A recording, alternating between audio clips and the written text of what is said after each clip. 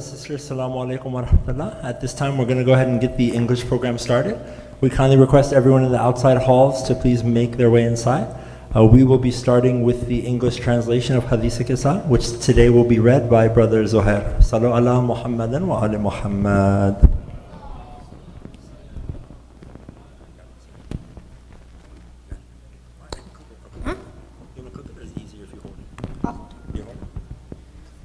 Auzubillahi minash shaitanir rajim. Bismillahir rahmanir rahim.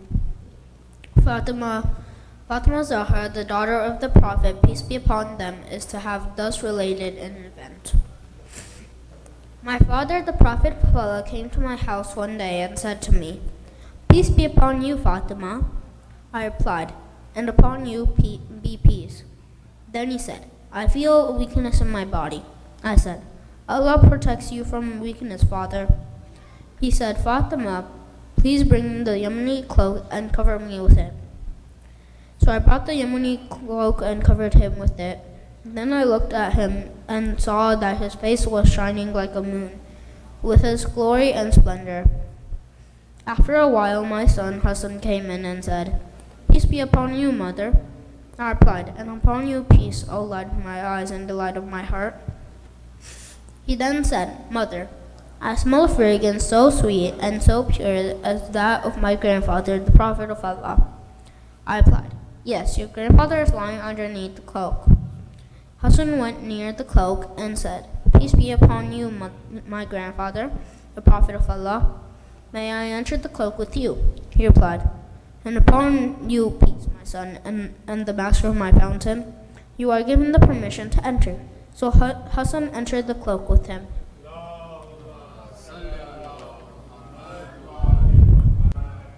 After a while, my son Hussein came in and said, "Peace be upon you, mother."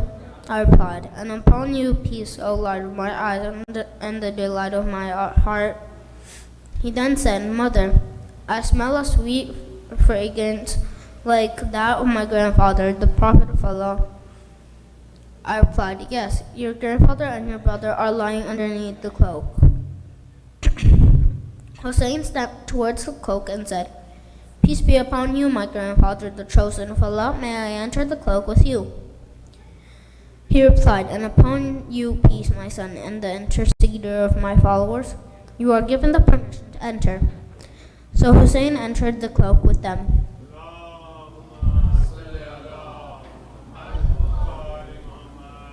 After a while, Abu Hassan Ali ibn Abi Talib came in and said, "Peace be upon you, O daughter of the Prophet of Allah." I replied, "And upon you peace, O father of Hassan and the commander of the faithful." He then said, "Fatima, I smell a sweet fragrance like that of my brother, my cousin, the Prophet of Allah." I replied, "Yes, he is underneath the cloak with your two sons." So Ali went near the cloak and said, "Peace be upon you, Prophet of Allah. May I enter the cloak with you?" He replied, "And upon you peace, my brother, and my legatee, my successor, and my standard bearer. You are given the permission to enter." So Ali entered the cloak with them.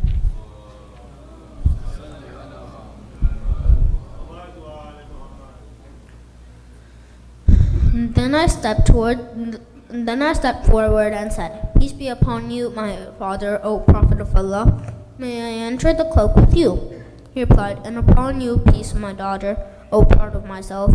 You are given permission to enter." So I entered the cloak with them.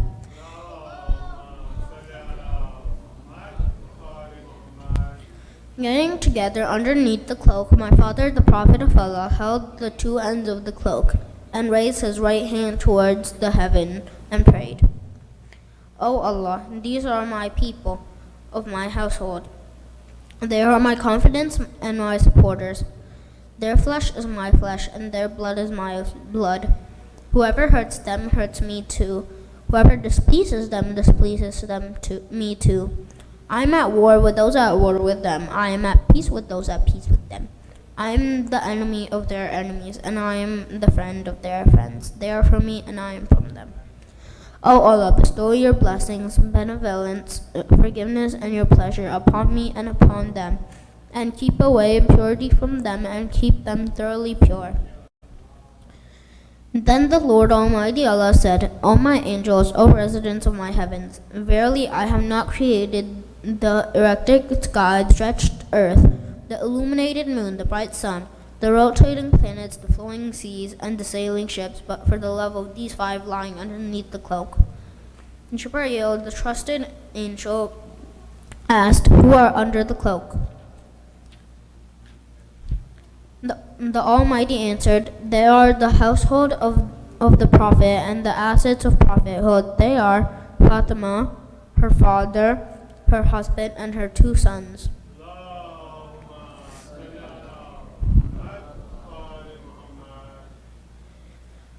Jibreel said, O Lord, may I fly to earth to be the 6th of them? Allah replied, Yes, you are given the permission. Jibreel, the trusted, landed near them and said, Peace be on you, O Prophet of Allah.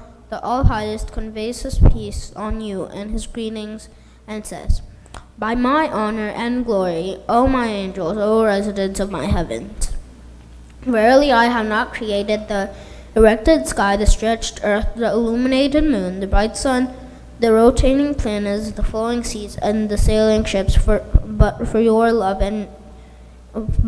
sake and love. God has given me permission to enter the cloak with you. May I join you, O Prophet of Allah? The Prophet replied, And peace be upon you, O trusted bearer of Allah's revelations. You are granted the permission. So Jibreel entered the cloak with us and said to my father, Allah sends His revelations to you. Verily Allah's desire is to keep away blemish from you, O people of household, and purify you with a thorough purification. Then Ali said to my father, O Prophet of Allah, tell me, what significance has Allah given for getting together underneath the cloak? The Prophet replied, By Him who rightfully appointed me a prophet and chose me a messenger for the salvation of the mankind. Whenever and wherever an assembly of our followers and friends mention this event, Allah will bestow on them His blessings and mercy. Angels will encircle them, asking Allah the remission of their sins until the assembly disperse. So Ali said, Verily by the Lord of Kaaba, we and our followers are the winners. Then my father replied, By Him who rightfully appointed me a prophet and chose me a messenger for the salvation of the mankind. Whenever and wherever an assembly of our followers and friends mention this event, there shall remain none grief, but Allah will remove His grief. There shall remain none distress, but Allah will dispel His distress. There shall remain none wish seeker, but Allah will grant his wish. Ali happily said, Verily by the Lord of the Kaaba, we and our followers are the winners and the blessed in this world and the next. Salawat.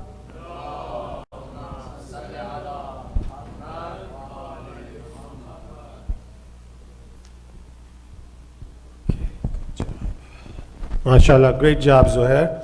Salawat par Muhammad wa ali Muhammad. Allahumma salli ala Muhammad wa ali Muhammad. Now we'll have Brother Ali Raza come up for a short salam. Salawat par Muhammad wa ali Muhammad. Allahumma salli ala Muhammad wa ali Muhammad. صلوا على محمد وآل محمد.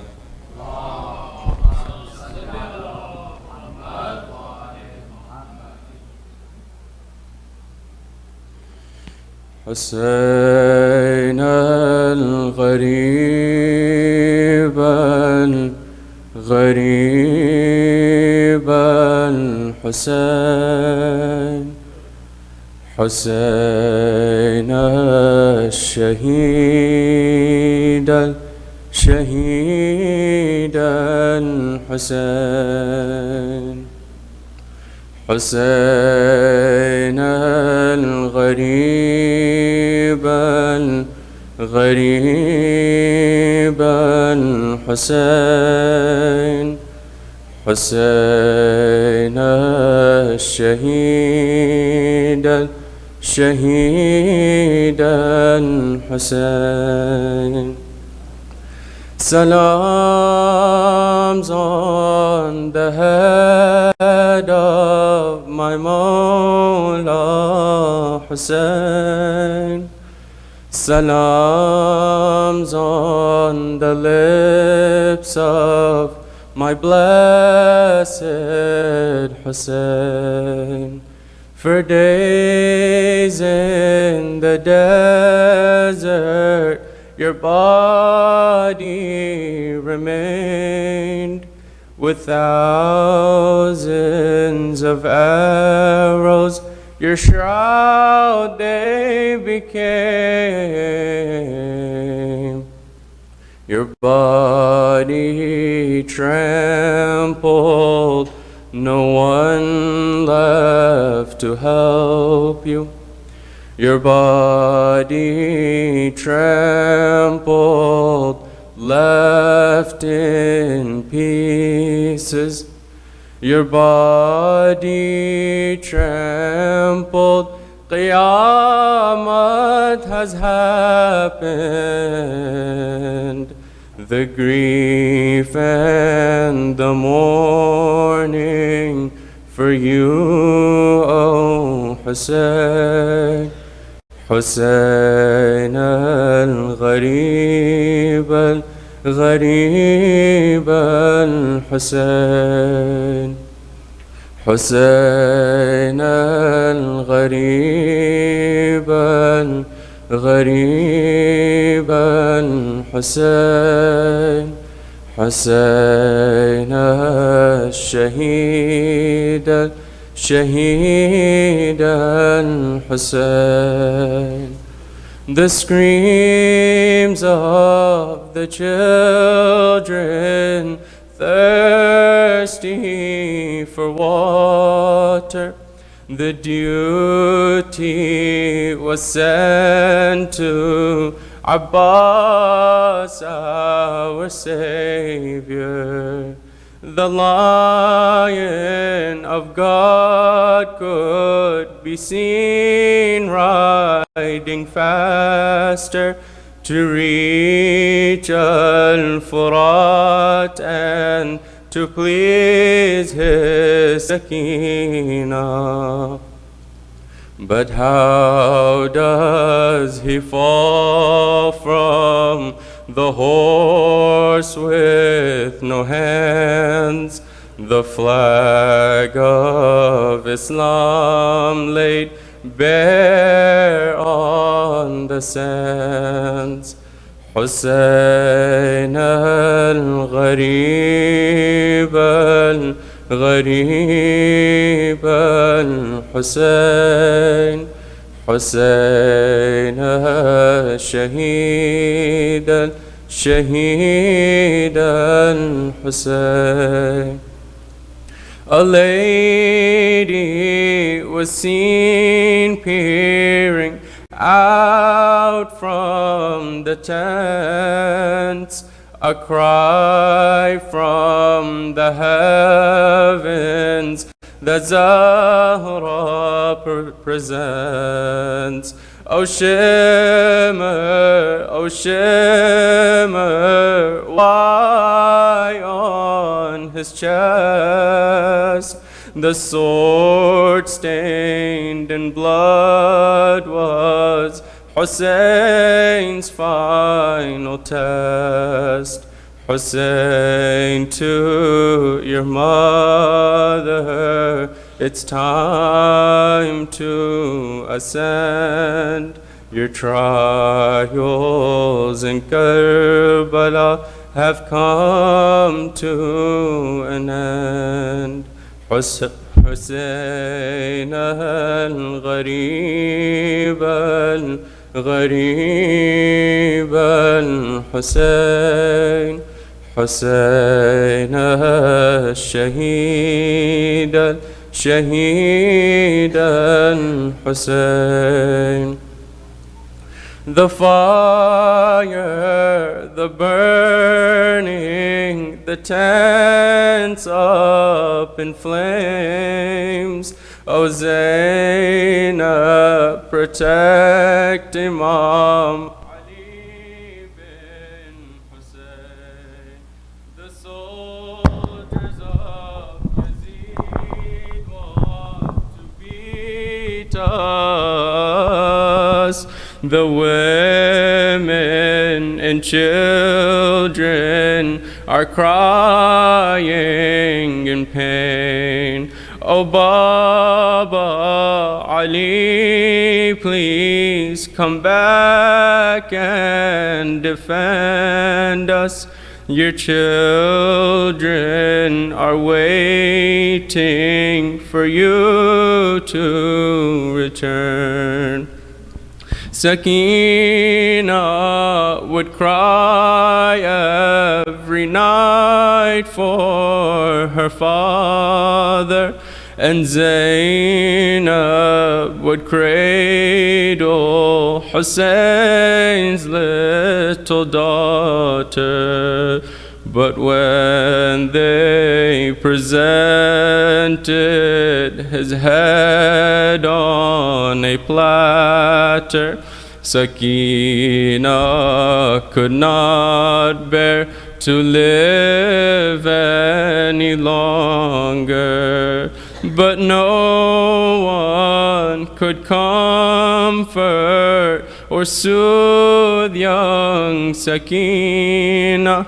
She died in a prison with Zainab beside her. حسين الغريب الغريب الحسين حسين الشهيد الشهيد الحسين صلوات.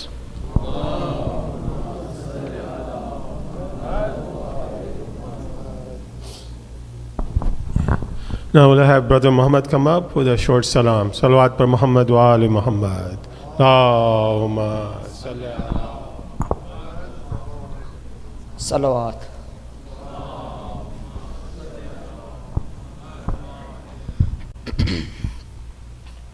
O daughter of Ali, Ali and Fatima, Ummul Masaib, Sharikatul Hussein. O daughter of Ali, Ali and Fatima, Ummul Masaib, Sharikatul Hussein. O Our Lady Zainab, we offer unto you our condolences on your 72. On O Muhammad, Qasim o Akbar, Ghazi o Asghar, and your brother Hussein, O daughter of Ali, Ali and Fatima, Ummul Masaib, Sharikatul Hussein. I am in shackles, they've took my chadar, and on a spear's rest your head, brother. but faith is in my heart. Zainab will do her part to spread the message of Shahadatul Hussain, O daughter of Ali, Ali and Fatima, Ummul Masaib, Sharikatul Hussain. The sermons that you gave, O daughter of Ali, in Kufa and Dimashq, defeated tyranny. Oh, little did they know the cursed Ashqiya. You took the Zulfiqar, Ba'de Qatl Hussain, O daughter of Ali, Ali and Fatima, Ummul Masaib, Sharikatul Hussain. How well did you reflect? How well did you protect the true image of your Nana Rasulullah, Sadiq ko Adil, Alim o Aqil, Sabir o Shakir, مثل Hassan Hussain, O daughter of Ali, Ali and Fatima, Ummul Masaib, Sharikatul Hussain. O Our Lady Zainab, the standards that you set for patience and for grace, we shall never forget, for we are the Shia, the fruit of your dua, who will forever say, Labbaika ya Hussain, O daughter of Ali, Ali and Fatima, Ummul Masaib, Sharikatul Hussain, O daughter of Ali, Ali and Fatima, Ummul Masaib, Sharikatul Hussain. Salawat.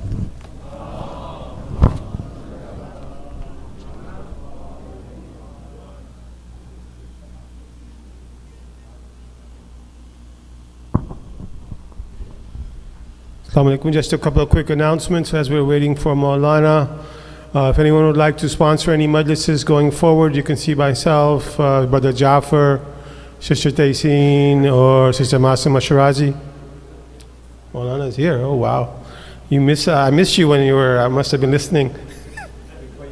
Alhamdulillah. Alhamdulillah.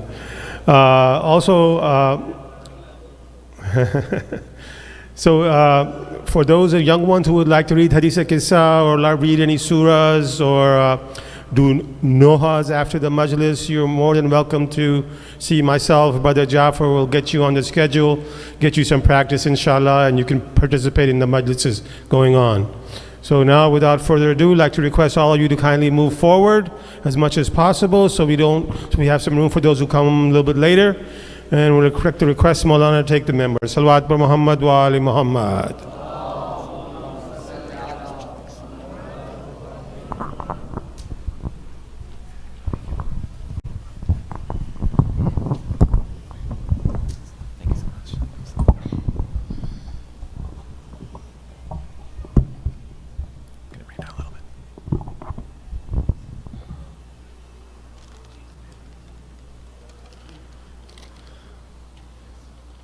Before I begin, there's a request for Surah Al-Fatiha for the following. Habib Kara, Shireen Bai bint Aladdin Patel, Hussein Ali Habib Kara, Shabir Habib Kara, and Marhumin of Kara, Patel, Panjwani, Shariwala families, and all mu'mineen and mu'minat and marhumin. Rahim Allah man qara'a Surah Al-Mubarakat Al-Fatiha.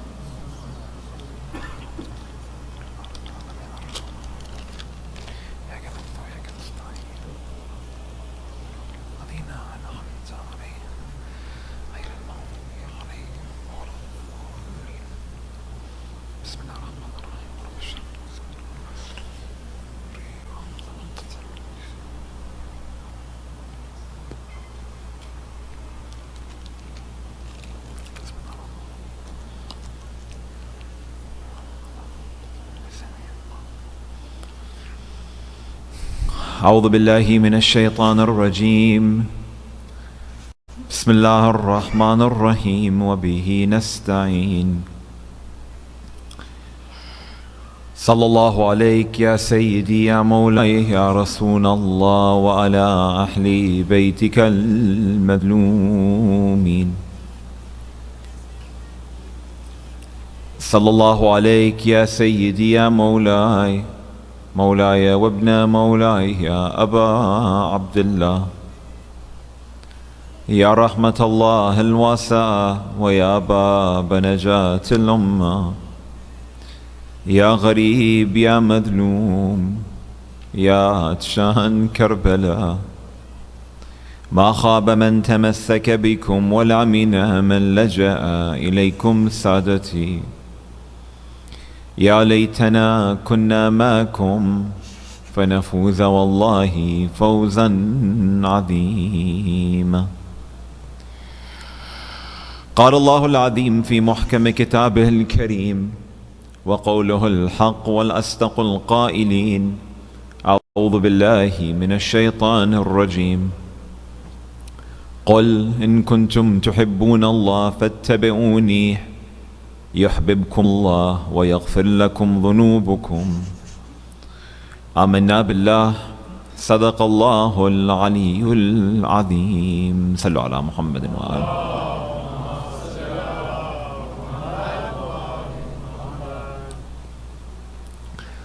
The first and the most fundamental framework when it comes toward the religion of Islam is to have deep understanding and knowledge of who Allah subhanahu wa ta'ala is. At the end of the day, everything within our religion, in terms of ritual, in terms of gatherings like these ones, are all meant to manifest the ultimate hope and desire of the human being, which is to increase our knowledge, our ma'rifah of the Lord of the worlds. As Ali alayhi salam states, awwaluddin ma'rifatullah, that the first step within religion, the foundation of religion, is to know God. And in the Arabic language, the word ma'rifah doesn't mean any sort of basic knowledge. For instance, if I memorize the names of the Imams of Ahlul Bayt, and I know their moms, and I know their dads, and I know where they're buried, and I know their day of their birth, and I know the day of their martyrdoms, and so on and so forth, like we many a time often do in terms of teaching our kids or learning from a very young age, which is good. At the end of the day, that's knowledge. But it's not this deep, concrete knowledge of what it comes in terms of our understanding of Allah subhanahu wa ta'ala. We have this perception that knowing God is, for instance, memorizing His names and attributes like we do in that song or that nasheed. The 99 names of Allah, if I know all of them, I've known God. No. Knowledge or ma'rifah that Ali speaks about within this hadith is not the knowledge that is memorized or not the knowledge that we are able to utter via the tongue, but a knowledge that is understood via the heart. Meaning that our entirety of our presence, it testifies in the very existence of this Lord. And we are cognizant and conscious of Allah subhanahu wa ta'ala at any and at every given moment. And again, that's what we're striving toward doing. And right now we might go through ups and downs and lapses and errors. But the ultimate goal of the human being is to increase in terms of our devotion and in terms of our understanding of who Allah subhanahu wa ta'ala is. And Islamic theologians, they break down what it means toward understanding Allah subhanahu wa ta'ala into 4 stages. The first stage is understanding God via what are known as His af'al, meaning that we understand Allah subhanahu wa ta'ala via His actions. And we see that as an example via His creation. So the easiest way for us to increase our knowledge and our understanding of the Lord of the worlds is to appreciate His creation. We go outside, we see the sun, we see the moon, we see the stars, we see the oceans, we see the rivers, we see each other, we study people, we learn about people, we study languages, we see diversity. All of that is meant to increase our knowledge about God because we are able to see in front of us in a very clear manner the beauty of the diversity, the incredible creation, the wisdom, the power of Allah subhanahu wa ta'ala put on display at every single moment in front of us. The second level of what it means to have ma'rifah of Allah subhanahu wa ta'ala goes beyond just seeing and just having witness toward the creation of Allah Azza wa Jal. And that is that beyond these signs of God, beyond the creations of Allah subhanahu wa ta'ala, we don't know but we see. We don't memorize but we see and we feel the names of Allah subhanahu wa ta'ala behind them. So I can go for a hike and I could see a really nice mountain. Or I could be walking in the park and I could see a really beautiful flower. And it could remind me of the creation of Allah subhanahu wa ta'ala. But the higher level is that beyond that creation, I see God's grace. And I see His power. And I see His beauty. And I see His authority. And I see His wisdom when I see the night alternating into the day and the day alternating into the night. When the eclipse takes place and when I'm performing Salatul Ayat, I don't see it as a ritual, but for me it's a testimony of the power and the authority that Allah subhanahu wa ta'ala can do exactly what He just did, which is why we call that prayer Salatul Ayat, the prayer of the sign. Because again, Allah subhanahu wa ta'ala changes up for a moment nature in order for us to be reminded of His power and His authority subhanahu wa ta'ala. So the second stage of what it comes to understanding or increasing in the ma'rifah of Allah subhanahu wa ta'ala is to not only see God's creation, but beyond the creation, we are able to see His names and His attributes manifested beyond that which is physical or tangible to the eye. The third level is specific knowledge about Allah subhanahu wa ta'ala that He exposes toward those He loves. That sometimes we're able to see God, of course not in a physical way, but we're able to feel God in a very unique way due to our focus and our exertion and our devotion to Him subhanahu wa ta'ala. God, He states in a famous hadith al-Qudsi, كنت كنزا مخفيا فأحببت أن أعرف فخلقت الخلق فبه عرفوني. He states that I was a hidden treasure and I loved to be known. So I created the creation so that by this creation they have come to know me. Meaning that Allah subhanahu wa ta'ala, His desire is that He is known. His desire is that we are able to see Him. that we're able to feel Him. And again, sight, of course, like we know, is not a physical sight. But that we're able to feel the presence of Allah subhanahu wa ta'ala due to our devotion and due to our focus and due to our obedience to Him Azza wa Jal. And we see this example in the example of Al-Hussein on the day of Ashura, at the moment that a 6-month-old infant was killed. That when that child has been slaughtered in the hands of Al-Hussein alayhi salam, what does he state? He states, حَوَّنَ مَا نَزَلَ بِي أَنَّهُ بَعِينِ اللَّهِ. He says, I'm good and I'm content because I know that this instance, that this incident is under the vigilant eye of Allah subhanahu wa ta'ala. He knows at that moment that all of this is a means toward the ultimate end. And if this is what is required, and if this is what Allah subhanahu wa ta'ala seeks from him, as he will also state later on in that day, Ilahi hal radit, are you satisfied? If you're not satisfied, oh Allah, fakhudh hatta tarda, then keep on taking until you are content. When it comes toward the awliya of Allah subhanahu wa ta'ala, they have been exposed to this unique nature of what it means toward knowing God. And they realize that Allah subhanahu wa ta'ala, He loves to be known. And He loves those who strive and devote and are altruistic in His way. And through that understanding, through that pure and clean lens by which the awliya, the messenger and Ahlul Bayt, they look through, they see Allah subhanahu wa ta'ala at every moment and at every juncture during the course of our lives. And then the fourth stage is the stage of the essence of Allah subhanahu wa ta'ala, or what is known as the Dhat of Allah. And this is the stage where no one has the ability to know God other than He Himself subhanahu wa ta'ala. I say all of this because, my dear sisters and brothers, at the end of the day, our job is to increase in our knowledge and ma'rifah of Allah subhanahu wa ta'ala. And the highest state that we have the capacity to reach is this third stage, where Allah Azza wa Jal, out of His love for us, and because of His desire to be loved and to be known, He, through our focus and our exertion and through our diligence, will place a light in our heart that we are in a state of pleasure and seeking and submissiveness to Him subhanahu wa ta'ala. And the way that we are able to enter into that station, and the way that we're able to reach that particular state in the eyes of God, is to fundamentally, first and foremost, understand what it means to love. You see, my friends, Allah subhanahu wa ta'ala, our perception of Him many a times is very negative. We often see God as very distant. We often see God as very far.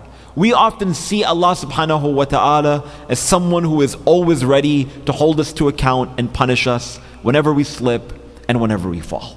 Contrary to the ayat of the Holy Quran, where Allah subhanahu wa ta'ala states, وَنَحْنُ أَقْرَبُ إِلَيْهِ مِنْ حَبْلِ الْوَرِيدِ, that we are closer to Him than His jugular vein. وَإِذَا سَأَلَكَ عِبَادِي عَنِّي فَإِنِّي قَرِيبٌ, that when they ask you about me, O Muhammad, then tell them that I am near. The perception that we have of God is distance, but God consistently tells us in the verses of Quran, ahadith of Ahlul Bayt, of His closeness and His proximity to each and every one of us. So for today's discussion, insha'Allah ta'ala, I want to reflect upon what it means toward knowing Allah subhanahu wa ta'ala via loving Allah subhanahu wa ta'ala.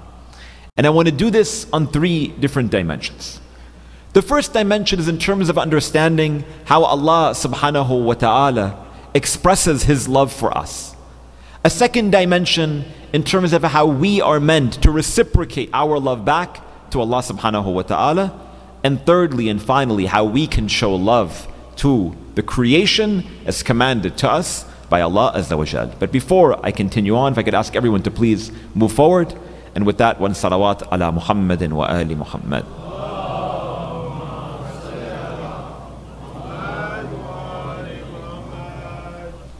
Please kindly move forward so others can come in. Thank you. One more time, if everyone can move just a bit forward so we have more space for people who are coming in late. Sallu ala Muhammadin wa ali Muhammad. You guys are good. Come closer. Gonna be okay? You're not gonna hurt your neck looking like that? I thought your neck's not gonna hurt when you're looking at me like that? You're comfortable? Okay, good. So the first dimension, we want to seek toward understanding how Allah subhanahu wa ta'ala expresses or shows love for His creation. And honestly, it's fairly easy.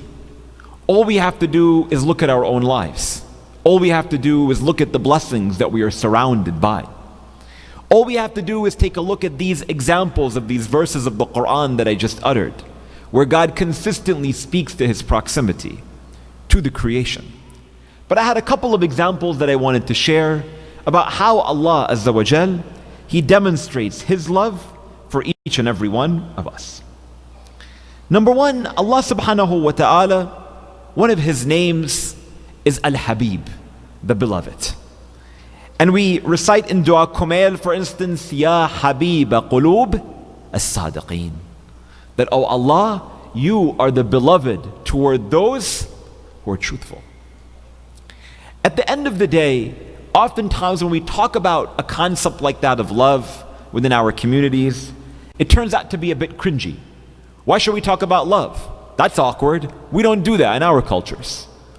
But at the end of the day, such an important segment and foundational principle of how we are meant toward knowing or understanding or appreciating Allah Azza wa Jal is again through this understanding of what it means toward loving God. Let me give you an example. That many a times when someone asks why you love them, a child, if I were to ask my child, oh my child, why do you love me? Perhaps the first thought that will come to their mind, and they're very young, is that they will say, Baba, because you give me money, because you give me food, because you give me toys, because you give me a house, because you give me. And I love you because you give me all of these things. At the end of the day, that sounds very cute and very wonderful. But if we dig a little bit deeper into this conversation between me and my child, or you and your child, it's very obvious that their understanding of what love means is pretty shallow, no? So the only reason why you love me is because I give you these things? So if I didn't give you these things, you wouldn't love me anymore? You get what I'm saying or no? So Muslim theologians have long debated what it means to loving Allah subhanahu wa ta'ala. One group state that loving Allah is obvious. We love Allah subhanahu wa ta'ala because Allah gives me life, because Allah gives me blessing, Allah gives me health, Allah gives me family, Allah gives me wealth, Allah gives me all of these things. But wait a minute, that's pretty shallow, isn't it? We only love God because God gave us all of that. So when God takes it away, what happens? What happens? Does God even exist? The first question that so many people ask, the minute that they go through hardship, the minute that they go through trial, the minute that they go through tribulation, believe me, I know, I talk to people every single day in my work.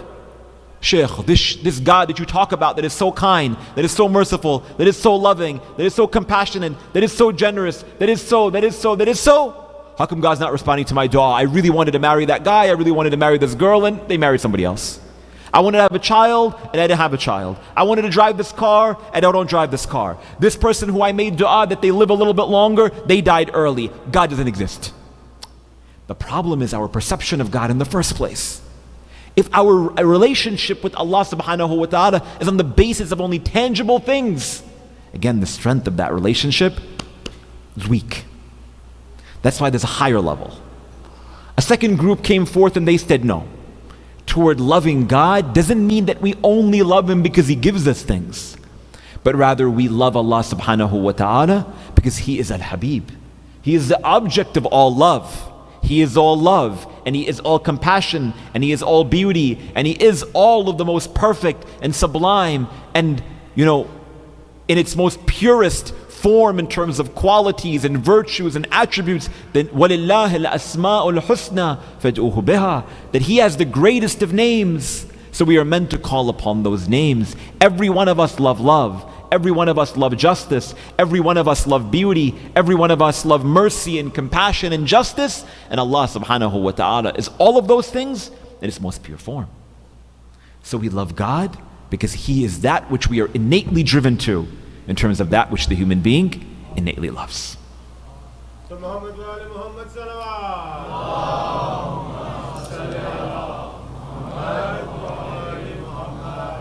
And then there's this third stage. And the third stage goes a bit beyond this.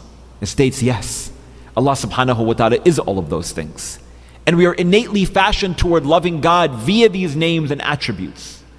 But again, like we said before, there's that distinct form of love that God only discloses to those of His choicest servants. And that is through our focus and through our exertion, Allah Azza wa Jal places His love in our heart.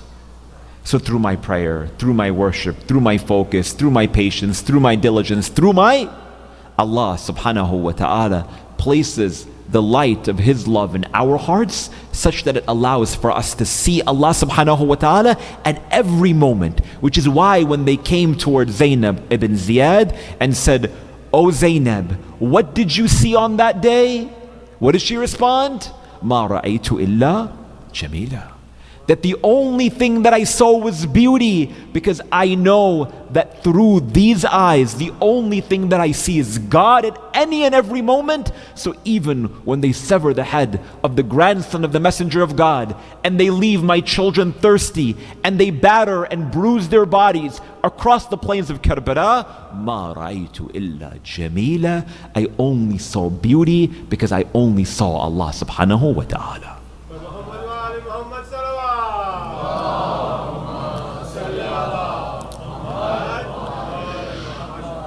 One example of God's love for us is that He calls Himself Al-Habib. He is the object of our love, the object of all of our affection. Secondly, Allah subhanahu wa ta'ala, He tells us that whenever anyone separates themselves from you and leaves you to be lonely, know that Allah subhanahu wa ta'ala is always with you. Huwa ma'akum aynama kuntum.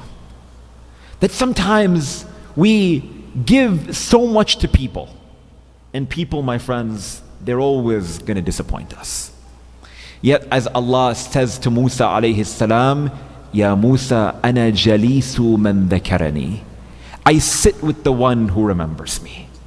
That we can give and we can do and we can serve. And the minute that we stop, people talk behind our back and they say what they say and they do what they do. Even those who are closest in confidence to us, many a times they are the ones who neglect us. But Allah subhanahu wa ta'ala states that I am with you wherever you are. Huwa ma'akum aynama kuntum. I know that sometimes we slip, and I know that we fall, and I know that we are the ones who distance ourselves from God, but Allah subhanahu wa ta'ala is always waiting for us to go back to Him. Can you imagine? When we wrong somebody, and when we do something to an individual, we say something wrong, we treat them harshly, man, one word, one statement, one instance in the course of our lives can damage a relationship that lasted for 30 years. One argument, one word, one statement that we said in anger, that we said in regret. But Allah subhanahu wa ta'ala, He says pray, He says fast, He says give in charity, He says don't do haram, and I don't pray, and I don't fast, and I do haram, and I don't give in charity. Yet Allah Azza wa Jal still states, "Ana jalis man dhakarani." If you remember, I'm waiting for you. Huwa ma'akum aynama kuntum. Whenever you're ready, I'm waiting for you. And that brings me to the third manifestation of the love of Allah subhanahu wa ta'ala. We recite in dua Abu Hamza al-Thamali of the fourth Imam, Ilahi tatahabbabu ilayna bin ni'am وَنُعَارِضُكَ بِالذُّنُوبِ خَيْرُكَ إِلَيْنَا نَازِلٌ وَشَرُّكَ إِلَيْكَ سَائِدٌ. We state, Oh Allah, You are the one who is consistently exposing us to Your love. تَتَحَبَّبُ إِلَيْنَا بِالنِّعَمِ. You show us Your love by giving us blessing and blessing and blessing. وَنُعَارِضُكَ بِالذُّنُوبِ. We take Your blessings and then we turn our face and we commit sin with every one of those blessings.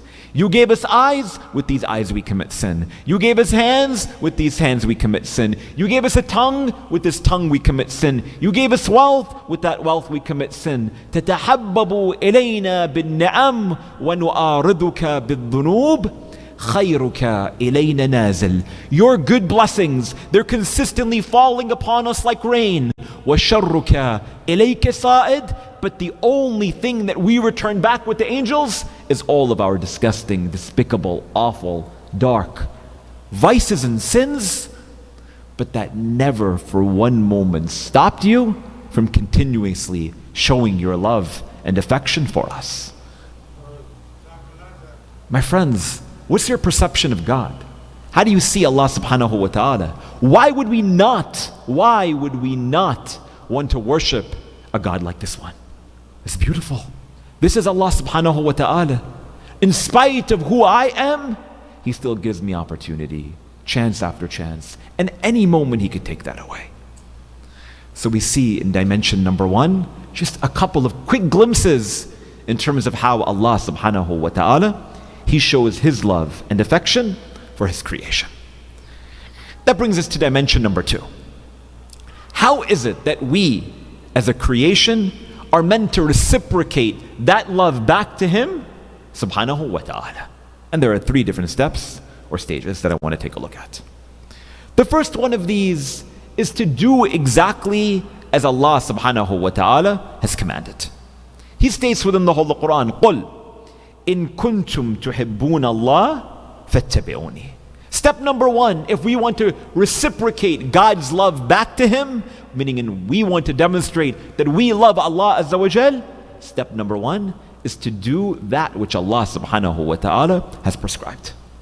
In kuntum tuhibbun Allah, if you claim that you love God, fattabi'uni, then follow me. The messenger is saying. So follow the Prophet sallallahu alaihi wa sallam. That's it. Allahumma sallam. And God tells us, Inna Allaha yuhib al-mutawakkilin, yuhib as-sabirin. He loves those who entrust their affairs to Him. He loves those who are patient.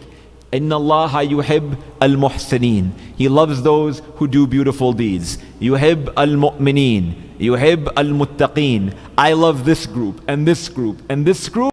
And amongst the groups that Allah subhanahu wa ta'ala states that He loves, Inna Allaha yuhib at-tawabin. That surely Allah subhanahu wa ta'ala loves those who repent. Can you imagine? This is your Lord. This is the Lord of the worlds, who states that I love the one who is kind. I love the one who believes. I love the one who does beautiful deeds. I love the one who is patient. I love the one who entrusts their affairs. All of these are under one common denominator and have a common bucket of being a good person. And then one of these verses is an outlier. Allah Azza wa Jalla states, Inna Allaha yuhibbu at-tawabin. That surely God loves those who repent. Meaning that in order to be someone who repents, we need to be someone who sins. That even in spite of my transgressions, no matter how plentiful they are, Allah doesn't only say, I'm going to forgive you, but after that, He says, I love you. You know when you go and you wrong somebody, and you go and you tell them, I'm sorry, man.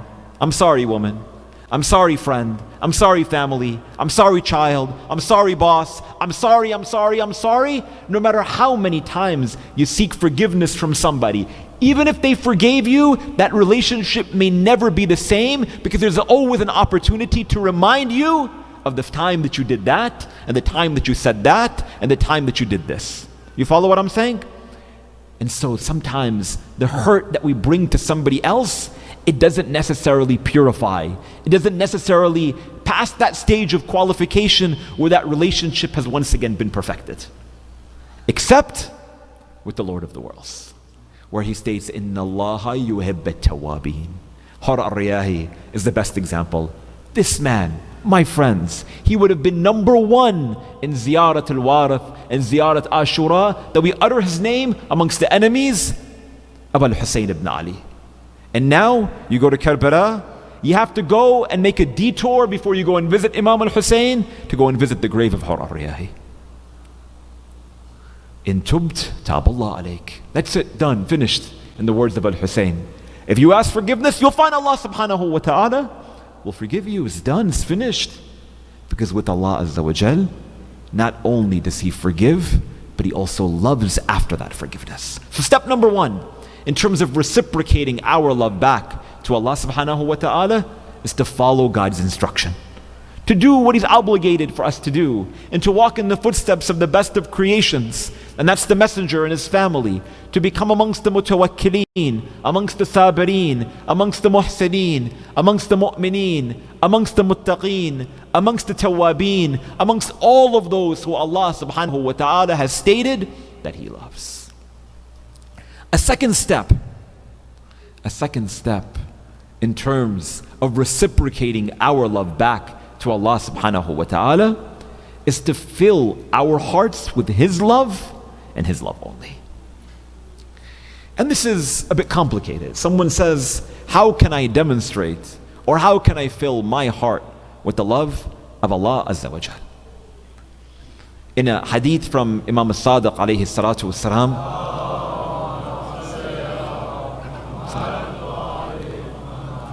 he states, alamat hubbul mu'min hubbu dhikruh, that amongst the signs of the believer is that he has intense love for his remembrance, meaning for the remembrance of Allah subhanahu wa ta'ala.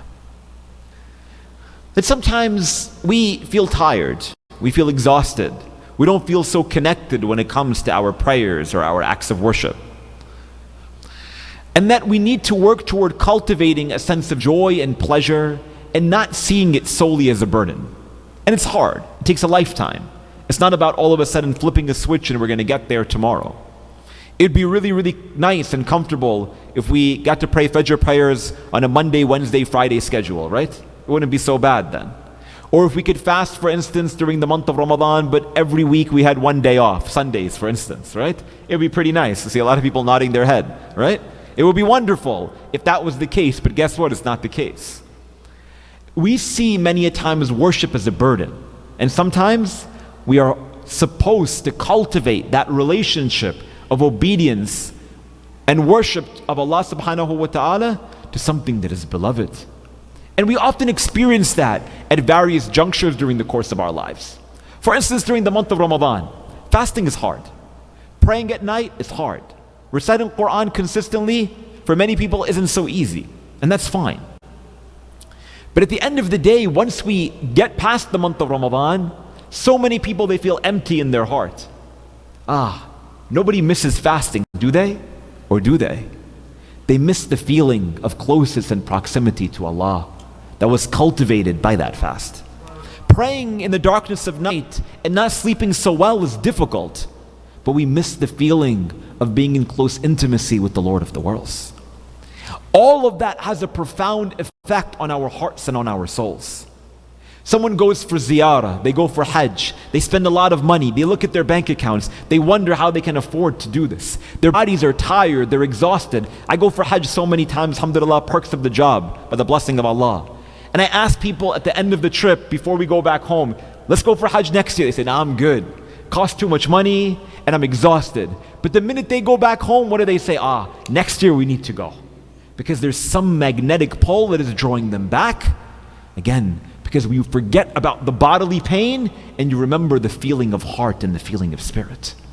That's a test, that's an examination, that's a barometer to determine whether or not we truly love to be in that state of God's obedience and devotion.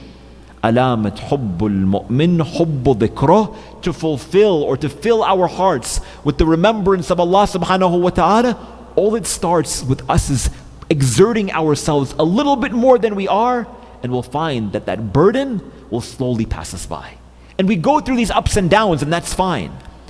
Inna lil qulubi iqbalan wa idbara, as the hadith of the Imam states, salamullah alayhi, that surely the hearts, sometimes they're receptive and sometimes they're rejecting. In moments of receptivity, when you feel good, when you feel connected, when you feel in love, then do more, then pray more, recite more Quran, give more charity, spend the night in prayer, whatever it might be. And sometimes when you don't feel so motivated, you feel tired, you feel exhausted, you feel burnt out, don't burden yourself. Just do that which is the obligation and stay away from that which is the prohibition. And again, you will find that Allah subhanahu wa ta'ala will cultivate this heart and place His remembrance in it, allowing for us to reciprocate our love back to Him subhanahu wa ta'ala. And that brings me then to the third stage of what it means toward loving or reciprocating our love back to Allah subhanahu wa ta'ala. And this means, or this stage is amongst the most important. The first one, like we said before, is to follow the instruction of God. In kuntum tuhibbun Allah fattabi'uni. The second one is in terms of fulfilling our heart or filling our heart with God's remembrance. And the third is to love God's creation. As the hadith of the Prophet sallallahu alaihi wasallam states, Allahumma salli ala. He states, alayhi salam, irham man fil ard, yarhamukum man fis sama. That show mercy to the creation, show mercy to those on earth, and the one in the heavens will show mercy to you. Love of the creation, particularly those who are the most vulnerable. It is a custom of the greatest of God's creations, our masters and our sages and our teachers, and that is the Ahlul Bayt, that they were always at the forefront of supporting the most marginalized and the most vulnerable within their communities. And they were ready to offer them support, be it the messenger of God, who at the early part of his mission, he brings women and he brings slaves and he brings those lowest on the socio-economic class to the religion of Islam. Or if it was Ali, who in the streets of Kufa would distribute food and drink to the widows and the orphans of Kufa. Or if it was Al-Hassan, or Al-Hussein, or Zayn al-Abidin. We know everything about Hussein's day of Ashura. But what is narrated is that when Zayn al-Abidin alayhi salam is burying his father, Aba Abdullah, when he goes back to Medina, he tells some of his companions that on the body of my father, I saw 3 types of marks. The first type of mark were those marks of prostration and sujood on his forehead and on his arms and on his knees. The second were those wounds on his body from the day of Ashura. And we'll get there in a moment. But the third was bruises on his back because he would carry wheat and barley to the people of Medina in the darkness of night when no one else would see. Irham man fil ardi yarhamukum man fis sama. We need to have a sense of love and pride that we are doing the work of Ahlul Bayt, that we are doing the work of Allah subhanahu wa ta'ala by showing love to the people in the streets, to those who are going through difficulties and hardships within our communities and outside of our communities. The desire to making a difference in this world is amongst the most important mechanisms that we need to employ toward reciprocating our love back to Him subhanahu wa ta'ala. And that brings me then to the third dimension of our discussion. And that is how we can strive toward establishing a little bit more love within our communities. But before I get there, if I could ask you all to recite one salawat ala Muhammadin.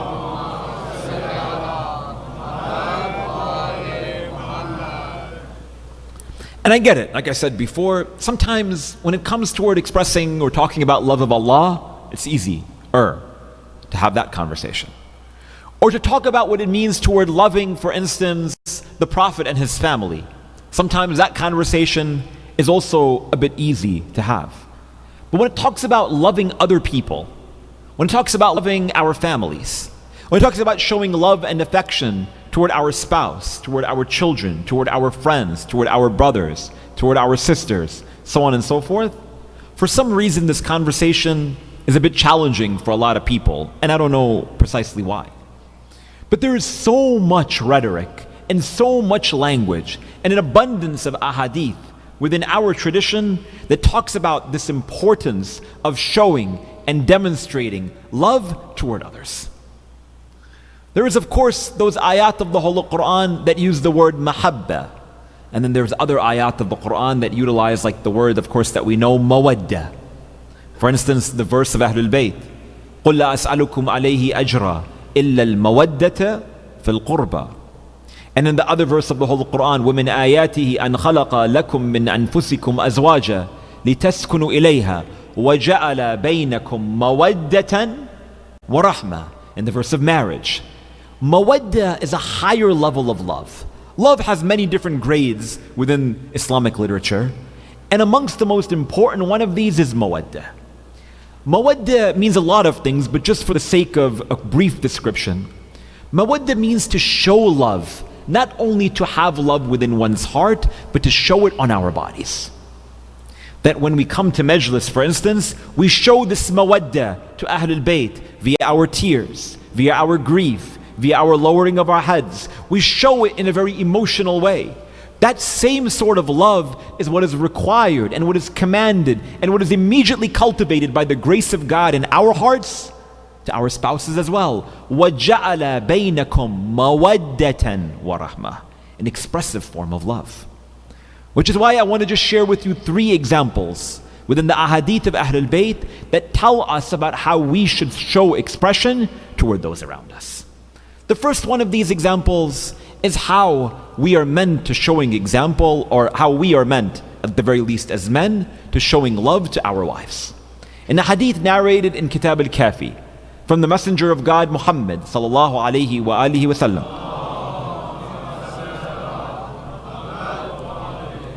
he states, إِنَّ الْقَوْلِ الرَّجُلِ لِلْمَرْأَةِ إِنِّي أُحِبُّكِ, that surely the statement of a man to his wife when he says, I love you, it never leaves her heart.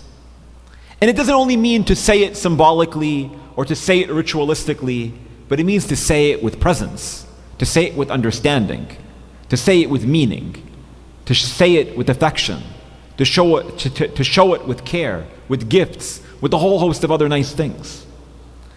And we see this as a consistent theme, to show and express that sense of love toward our spouses is so important. And we see this example also manifest itself in a reciprocal manner. It's not only one way. We see in the life of the Prophet of God alayhi salatu wasalam that whenever the Messenger of God, he would return back home from any of his trips, from any of his voyages, he would see Khadija alayhi salam standing by the door the minute that he would open. And he would state, Inna hadha al-habib qad ja'a min safarin. She would state, surely, finally, my husband, my beloved, has come back from his trip. Almost in our language, being flirtatious with the Messenger of God, sallallahu alayhi wa alayhi. In one of the lines of poetry, Khadija alayhi salam, she would say to the Messenger of God, she would say that, O Rasulullah, that the women of Egypt, they saw the face of Yusuf and they cut their fingers. But if they were to see the face of my beloved, meaning Rasulullah, they would take out their hearts and they would cut it. Meaning that we need to write some poetry for our husbands as well, and back to our wives as well, and show and express this form of love and devotion and care, because again, that's also what is beloved to Allah subhanahu wa ta'ala. And making you uncomfortable, I could go a little bit deeper. Should I not do that? Okay, we'll stop over here. Sallu ala Muhammad wa ali Muhammad.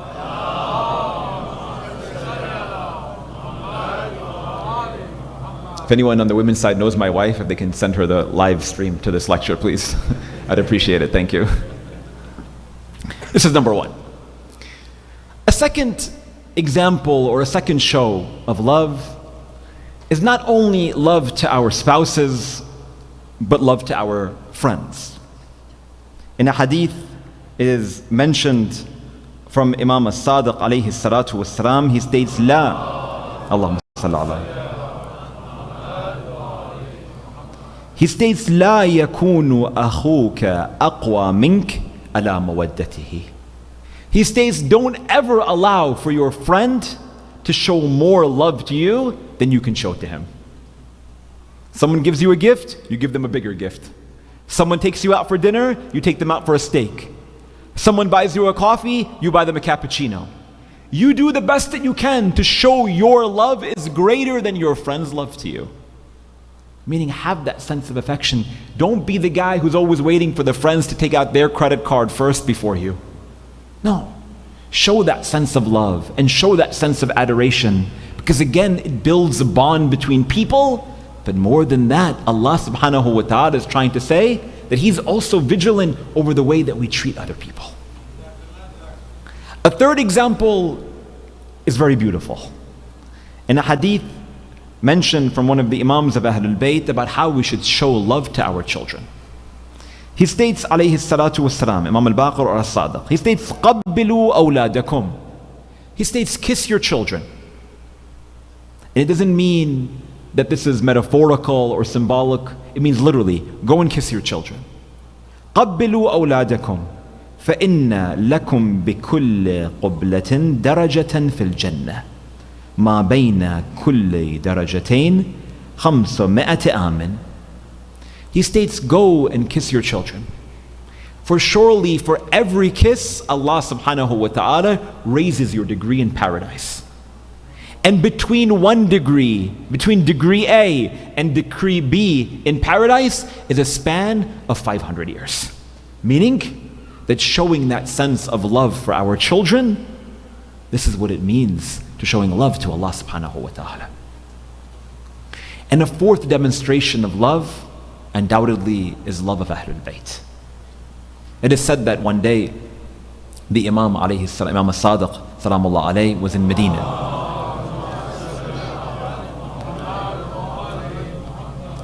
And there was a group of Shia who had come from Khurasan in Iran. They had come to Medina to visit the Imam alayhi salam.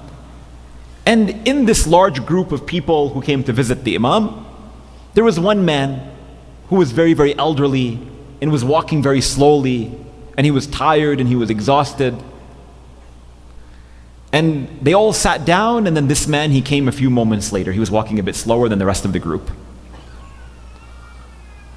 So at this moment, when this elderly man, he comes into the room, the Imam alayhi salam, he states, Ya Rajul Mahaba. He says, what's going on? Are you okay? Are you doing all right? You're walking so slowly. He states, Bu'dul Musafa ibn Rasulullah. He says, it was a long journey. It was a really long journey. So the messenger, or the Imam alayhi salatu was salam, he states, well, what brought you here? Why did you make this long journey?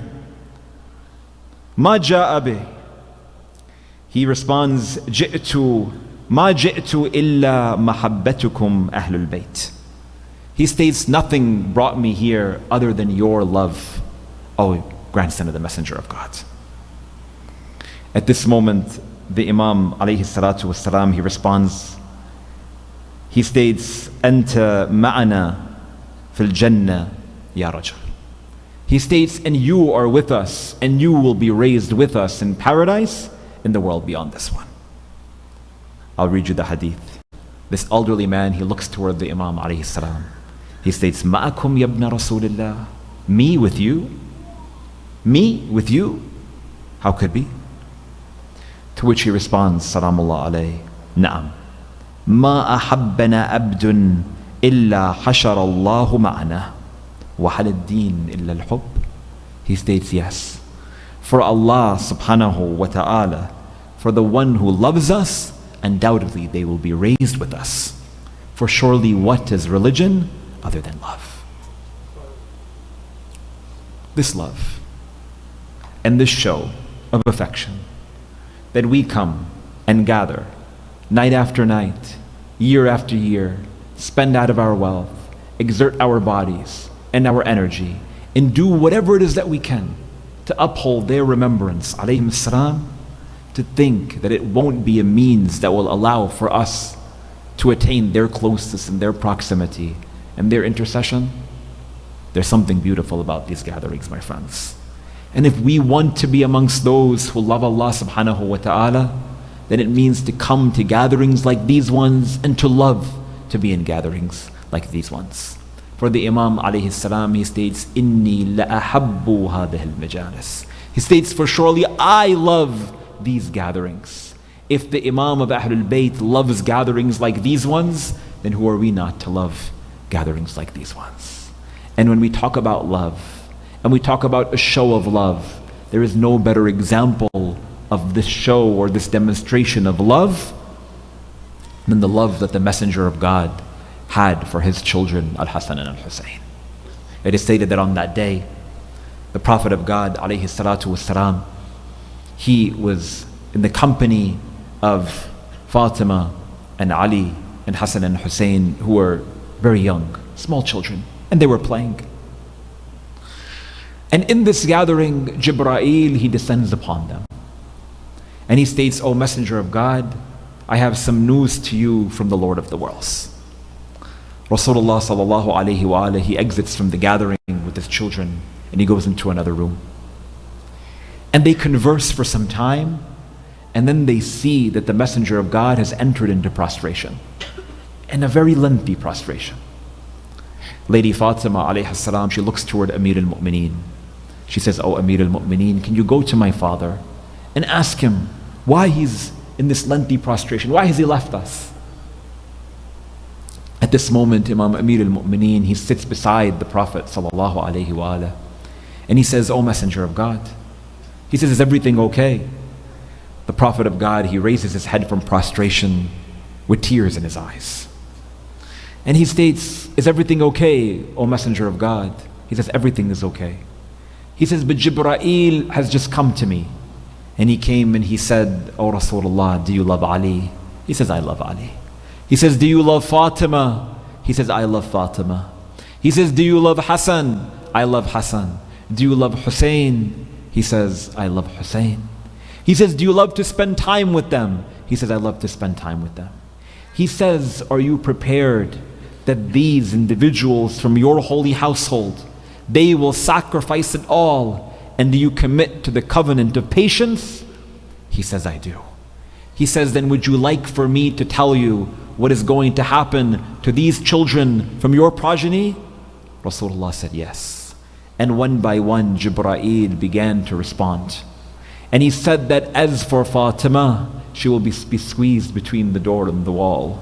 And as for Ali, his head will be severed by the worst of his head will be struck by the worst of creation. And as for Hassan, he will be poisoned in the way that he will be poisoned. And as for Al-Hussein, he will be left alone without no ghusl and without no kafan. Are you prepared for this, O Rasulullah? He says, "I am." He says, "Then prepare them to be patient."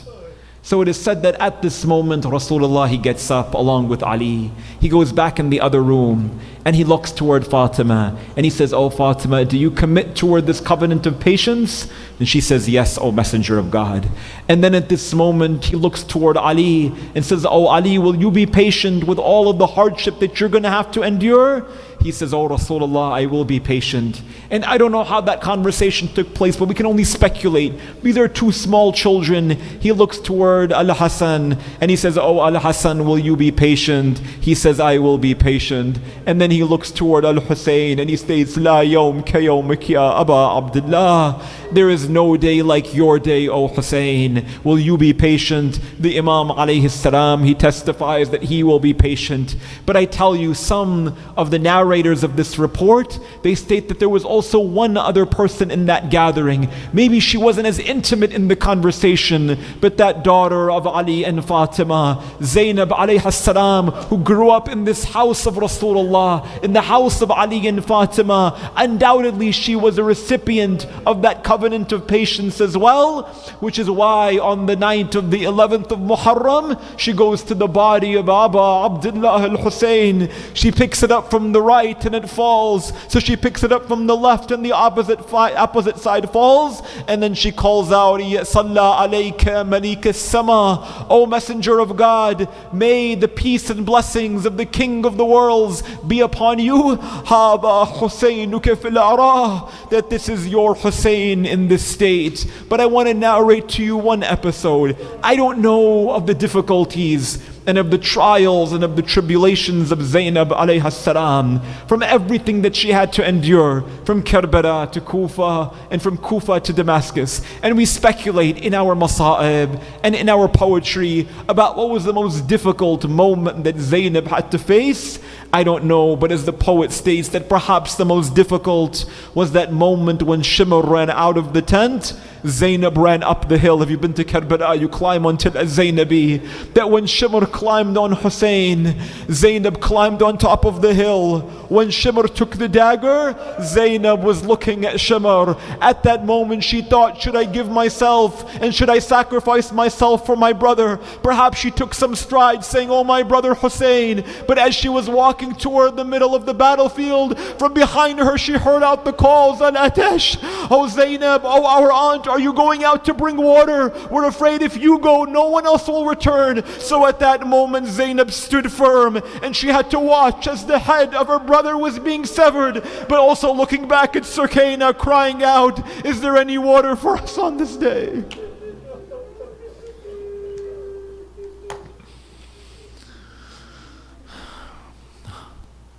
ألا لعنة الله على القوم الظالمين إنا لله وإنا إليه راجعون. With tears in our eyes, the grief in our heart, we raise our hands to Allah subhanahu wa ta'ala. We ask Allah subhanahu wa ta'ala to grant us a life that resembles the life of Muhammadin wa ali Muhammad, and a death that resembles the death of Muhammadin wa ali Muhammad, and to never separate us from Muhammadin wa ali Muhammad. We ask Allah subhanahu wa ta'ala to instill in our hearts their love always, and in the hearts of our children always. And we ask Allah subhanahu wa ta'ala to grant us their ziyarah in this dunya, and their shafa'ah in the dunya, and in the barzakh, and in the akhirah. My dear friends, with our love and with our grief for Sayyid al-Shuhada al-Hussein alayhi salam, there's a request for dua of Amme Yujib, for the speedy recovery and the health of Noor Lakhani Kara, and many others who are going through difficulty and hardship. 5 times together, if I can ask you to recite along with me. Bismillah ar-Rahman ar-Rahim. أما يجيب المضطر إذا دعا ويكشف السوء. أما يجيب المضطر إذا دعا ويكشف السوء. أما يجيب المضطر إذا دعا ويكشف السوء. أما يجيب المضطر إذا دعا ويكشف السوء. أما يجيب المضطر إذا دعا ويكشف السوء. We ask Allah subhanahu wa ta'ala to grant the sister a speedy recovery. And if I can ask you all to please recite 1 Surah Al-Fatiha for the marhumeen of the sponsors of tonight's majlis, and all of our marhumeen. Rahim Allah man qara Surah Al-Mubarakat Al-Fatiha.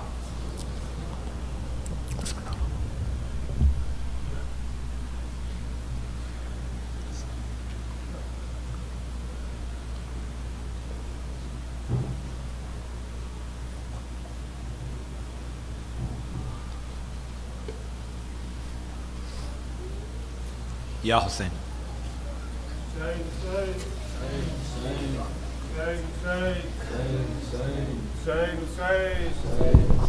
Hussein, Hussein. Hussein, Hussein. Hussein, Hussein.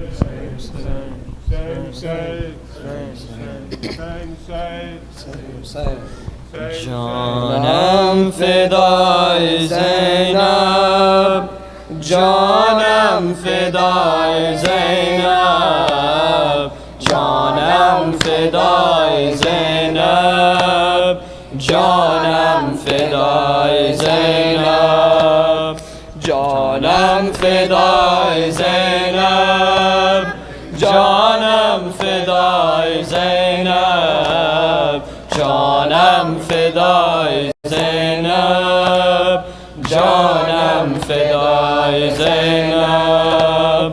Oh, one and oh Muhammad, oh progeny of Ja'far, guarding Abu Abdullah, you were the sword of Haydar. We honor your shahada in this Azai Zainab.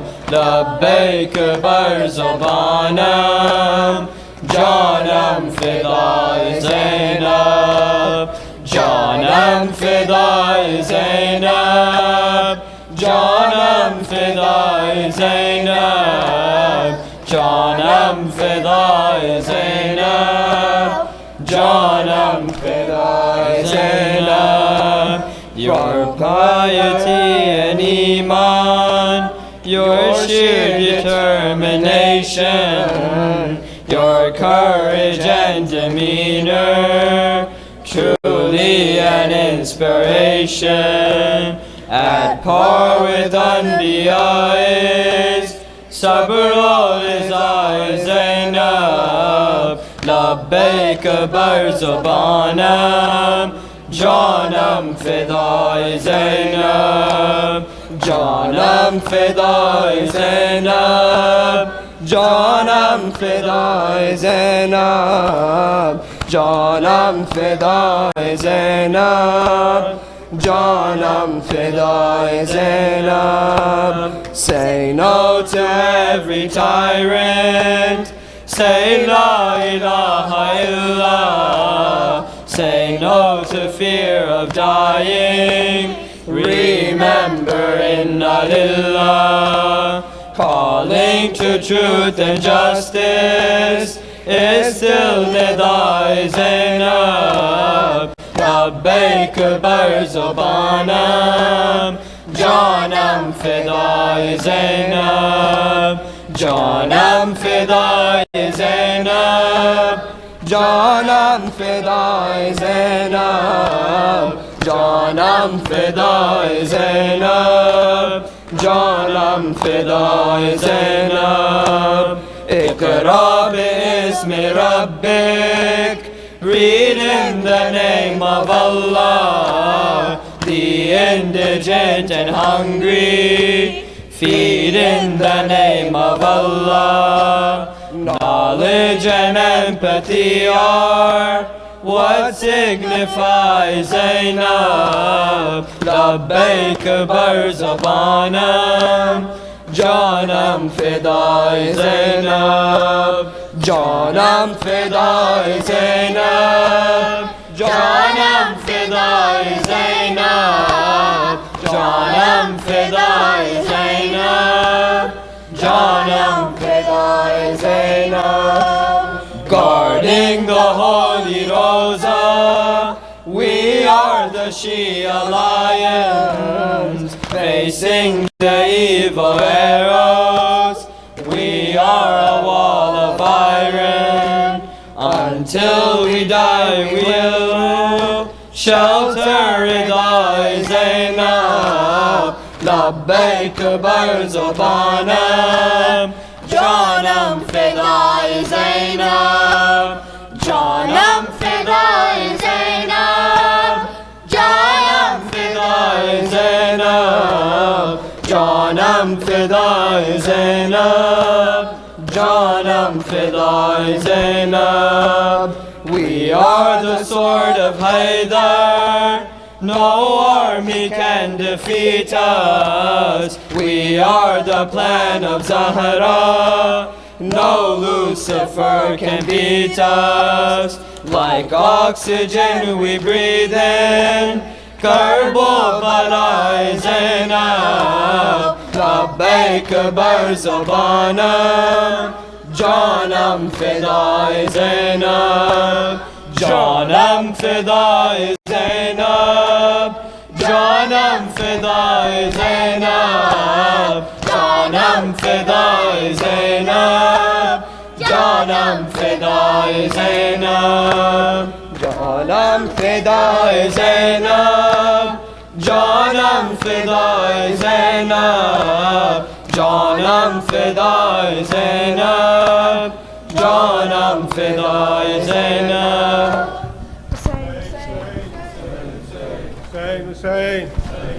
Hussein, Hussein, Hussein, Hussein, Hussein,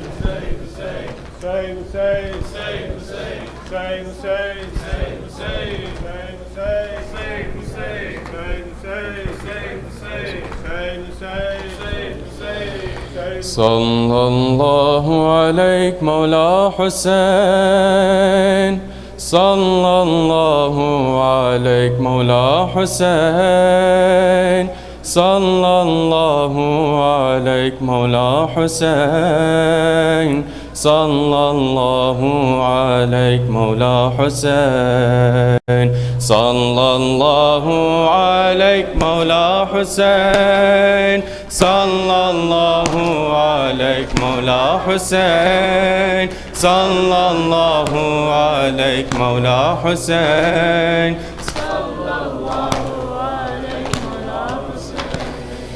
صلى الله عليك مولا حسين صلى الله عليك مولا حسين صلى الله عليك مولا حسين صلى الله عليك مولا Oh my master, you are the lantern of guidance. You are the pride of existence.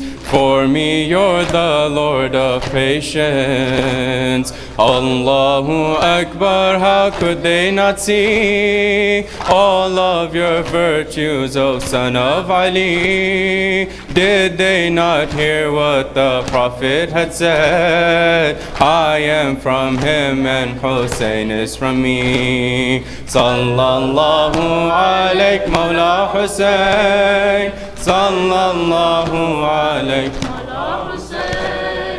Sallallahu alayk Mawla Hussein. Sallallahu alayk.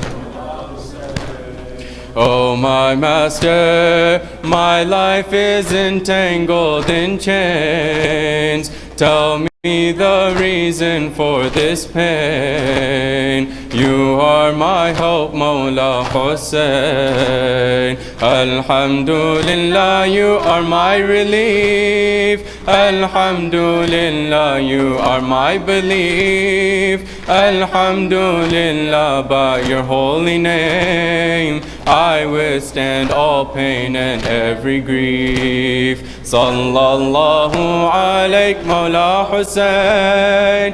Sallallahu alayk Mawla Hussein. Sallallahu alayk Mawla Hussein. Sallallahu alayk Mawla Hussein.